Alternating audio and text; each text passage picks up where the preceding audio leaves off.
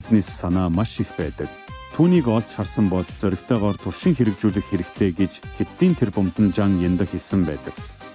Залуу Жаныг аав нь гэрийн тавилгын үйлдвэрт мужаан болох хэрэгтэй гэж сургамжилдаг байв. Гэвч залуу Жан аавда харамч хүний халаасыг хоосолж чадах чухал бизнес санаа бол амт. Хүн энэ мэдрэхүйгээрээ таашаал бүртгийг хамгаас илүү хүсч өдөр бүр шунан дурддаг. Алдарт дуучид жүжигчдийн тоглолтыг хүн нэг удаа үзэхдээ тасалбар авч мөнгө төлдөг бол миний хийсэн хоолны амтыг мэдрэхийн төлөө өдөр бүр надад мөнгө төлнө. Амт гэдэг бол мөнхийн урлаг юм хэмээн Жан Янда хизээч үл орлох хүсэл мөрөөдлөө аавдаа хэлж ойлгуулсан гэдэг. Энэ бол үнэн үг. 1988 онд Жан ээжийнхээ гигээн дурсгалыг хүндэтгэн 7000 яаны хөрөнгө оруулалт хийн Жиня хэмээх нэртэй ресторанаа нээжээ. Түүний ресторан ердөө 30 м² талбайтай байлаа. Ресторанаа нээсэн анхны өдөр 60-70 яаны ашигтай байсан бол удах өдөр нь 30 яаны орлого олов. Жан уур нь хурч тогоочдоо. Өдөр бүр орлого буурч байна.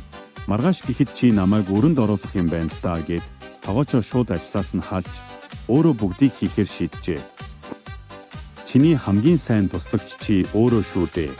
Тэрээр эхний ээлжинд хамгийн амтад хоол хайж эхлэв. Өмнө зүгийн Хятад хүний хувьд давтагдшгүй сайхан хоол бол өөр Монголд идэж байсан үхрийн махтай Монгол бууз гэж бодож оджээ. Үхрийн махтай Монгол бууз надад таалагдсан юм чинь бусад хүмүүст мөн л таалагдана гэж тооцоолсон нь зөв алхан байлаа.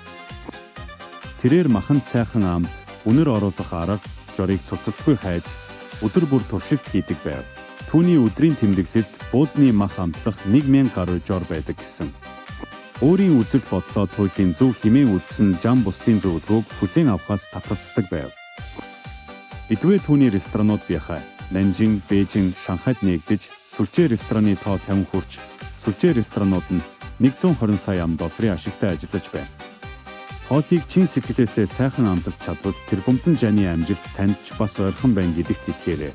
Зөвхөн монголоороо биш шүү. Энэ бизнес санаа бол Монгол буузны тухай ярьж байгаа юм биш. Хинч хизээч идэж байгаагүй төгс сайхан амттай гадаадын ганцхан хоолоор үйлчлүүлэгчдийн ходоод хэмээх ховдог хүслийг урагтаж чадна гэсэн бизнес санаа шүү. Монголчууд маань гадаадад их амьдарцгаадаг. Тэндээс ганц сайхан хоолны жорыг сураад ирэхэд л Монголдоо мөнгө босгондоо.